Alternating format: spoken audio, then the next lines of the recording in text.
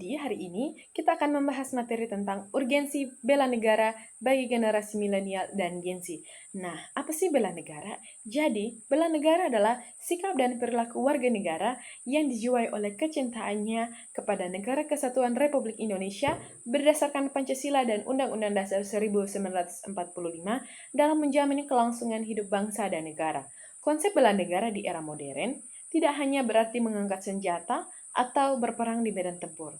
Tetapi konsep bela negara telah mengalami perluasan makna, mencangkup seluruh upaya warga negara dalam menjaga kedaulatan, keutuhan wilayah, dan keselamatan bangsa dari berbagai ancaman, baik militer maupun non-militer. Kedua, tujuan bela negara. Yang pertama, mempertahankan kedaulatan negara, artinya menjaga wilayah negara kesatuan Republik Indonesia dari ancaman internal maupun eksternal. Yang kedua, mempertahankan keutuhan wilayah, artinya menjaga kesatuan teritorial dari Sabang sampai Merauke. Yang ketiga, mempertahankan keselamatan bangsa, artinya melindungi seluruh rakyat Indonesia dari berbagai ancaman. Dan yang terakhir, melaksanakan pertahanan negara, artinya kita ikut berpartisipasi dalam sistem pertahanan negara sesuai dengan kemampuan. Ketiga adalah unsur-unsur dasar bela negara. Yang pertama, cinta tanah air. Cinta tanah air adalah rasa kasih sayang, kebanggaan, dan rasa memiliki terhadap tanah air Indonesia dengan segala kekayaan alam, budaya, dan keberagamannya. Cinta tanah air bukan sekedar perasaan, tetapi harus diwujudkan dalam tindakan nyata untuk kemajuan bangsa. Contohnya, kita menggunakan produk dalam negeri dan kita juga tidak membuang sampah sembarangan.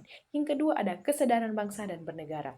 Kesadaran bangsa dan bernegara adalah pemahaman mendalam tentang posisi diri sebagai warga negara Indonesia dengan segala hak dan kewajibannya.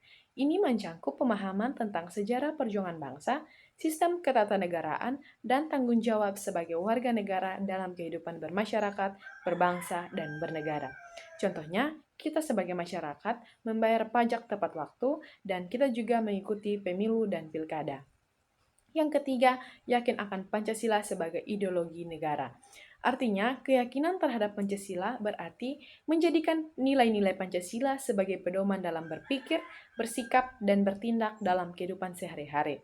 Pancasila harus menjadi filter dalam menerima pengaruh dari luar dan sebagai pemersatu di tengahnya keberagaman. Contohnya, menghormati perbedaan pendapat orang lain, membantu sesama yang dalam susah, dan beribadah sesuai dengan keyakinan masing-masing. Dan yang keempat, rela berkorban untuk bangsa dan negara. Artinya, kesediaan untuk mendahulukan kepentingan bangsa dan negara di atas kepentingan pribadi atau golongan. Pengorbanan ini dapat berupa tenaga, waktu, pikiran, harta, bahkan nyawa untuk kepentingan bangsa dan negara. Contohnya, guru yang mengajar di daerah 3T, terdepan, terluar, dan tertinggal. Nah, yang terakhir adalah kemampuan memiliki awal bela negara. Kemampuan awal bela negara adalah keterampilan dan pengetahuan dasar yang diperlukan untuk kontribusi pada pertahanan negara dan menghadapi berbagai ancaman. Dalam era modern, kemampuan ini tidak hanya terbatas pada kemampuan fisik dan militer, tetapi juga mencangkup intelektual, teknologi, dan soft skill. Contohnya, mengikuti pelatihan baris berbaris, dan menguasai teknologi untuk melawan hoax. Yang keempat adalah masalah dan tantangan bela negara. Yang pertama, lunturnya nasionalisme. Globalisasi dan kemajuan teknologi informasi membawa dampak positif sekaligus dampak negatif. Salah satu dampak negatif adalah lunturnya rasa nasionalisme, terutama di kalangan generasi muda. Generasi milenial dan Gen Z cenderung lebih tertarik dan bangga dengan budaya asing, terutama budaya pop Korea, Jepang, Amerika, dibandingkan budayanya sendiri. Fenomena ini terlihat dari menurunnya minat terhadap produk lokal, bahasa daerah yang mulai ditinggalkan, generasi muda yang lebih mengenal tokoh-tokoh luar negeri dibandingkan pahlawan nasional, serta rendahnya partisipasi dalam kegiatan yang berkaitan dengan kebangsaan. Contohnya, generasi milenial dan Gen Z lebih hafal lagu K-pop dibandingkan lagu daerah dan mereka lebih bangga berbahasa asing daripada berbahasa Indonesia yang baik dan benar. Yang kedua, ancaman cyber dan hoax. Era digital ini membawa ancaman baru berupa serangan cyber terhadap infrastruktur vital negara dan penyebaran informasi palsu atau hoax yang dapat memecah belah persatuan. Indonesia adalah salah satu pengguna media sosial terbesar di dunia, namun tingkat literasi digitalnya masih sangat rendah. Hoax dan disinformasi dapat memicu konflik horizontal, merusak reputasi institusi negara, menyebarkan kebencian terhadap kelompok tertentu, dan bahkan mengancam stabilitas nasional. Ancaman cyber dapat melumpuhkan sistem perbankan, listrik, transportasi, dan komunikasi yang vital bagi negara.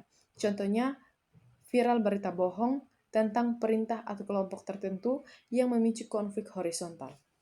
Yang ketiga, narkoba dan kenakalan remaja. Penyalahgunaan narkoba dan kenakalan remaja merusak generasi yang seharusnya menjadi aset dan investasi masa depan bangsa. Indonesia berada dalam kondisi darurat narkoba dengan jumlah pengguna yang terus meningkat, dengan sasaran utama adalah anak usia muda produktif. Selain narkoba, kenakalan remaja dalam bentuk tawuran, pergaulan bebas, bullying, dan kriminalitas juga mengancam kualitas generasi penerus bangsa. Faktor penyebabnya antara lain krisis identitas, lemahnya pengawasan orang tua, pengaruh lingkungan negatif, dan kemudahan akses informasi negatif di internet. Contohnya, meningkatnya kasus penyalahgunaan narkoba di kalangan pelajar ataupun mahasiswa. Yang keempat, radikalisme dan terorisme. Paham radikal dan teroris mengancam kebinekaan dan kedamaian Indonesia yang dikenal sebagai negara dengan keberagaman tinggi. Kelompok radikal menyebarkan ideologi ekstrim yang bertentangan dengan Pancasila dan berusaha mengubah sistem negara melalui cara-cara yang ekstrim. Yang mengkhawatirkan adalah target rekrutmen kelompok radikal adalah generasi muda, terutama melalui media sosial dan komunitas online. Mereka memanfaatkan ketidaktahuan, idealisme tinggi, dan pencarian jati diri generasi muda untuk menyebarkan paham ekstrim. Contohnya, penyebaran paham radikal melalui media sosial yang menargetkan anak muda. Kelima adalah separatisme. Gerakan ini adalah gerakan yang ingin memisahkan diri dari Negara Kesatuan Republik Indonesia. Gerakan separatisme adalah upaya sekelompok orang untuk memisahkan diri dari Negara Kesatuan Republik Indonesia dan membentuk negaranya sendiri. Gerakan ini mengancam keutuhan wilayah Indonesia yang telah diperjuangkan dengan susah payah oleh para pendahulu bangsa. Contohnya, kelompok yang bersenjata yang masih aktif di beberapa wilayah Indonesia. Yang terakhir, konflik sosial. Indonesia dengan keberagaman suku, agama, ras, dan antar golongan rentan terhadap konflik sosial. Konflik dapat dipicu oleh isu politik, agama, ekonomi, atau diprovokasi oleh pihak-pihak tertentu yang ingin memecah belah persatuan. Di era media sosial, konflik sosial mudah tersulut dan menyebar dengan cepat. Ujaran kebencian, hoaks, dan propaganda dapat dengan mudah memicu kemarahan massa dan berujung pada konflik fisik yang merugikan banyak pihak. Penanganan konflik memerlukan pendekatan dialog, keadilan, dan penguatan toleransi. Yang kelima, urgensi bela negara bagi generasi milenial dan Gen Z. Yang pertama, sebagai estafet kepemimpinan bangsa. Generasi milenial dan Gen Z kini menjadi mayoritas populasi Indonesia dan akan menjadi pemimpin bangsa dalam 10 atau 20 tahun ke depan. Pada tahun 2045, saat Indonesia merayakan 100 tahun kemerdekaan, generasi ini akan berada pada usia produktif puncak dan memegang kendali nasib bangsa. Generasi muda harus memahami bahwa masa depan Indonesia ada di tangan mereka. Apa yang mereka lakukan hari ini akan menentukan Indonesia seperti apa yang akan diwariskan ke generasi selanjutnya. Contohnya, di tahun 2045, Indonesia akan mencapai 100 tahun kemerdekaan, dan Gen Z akan menjadi tulang punggung bangsa.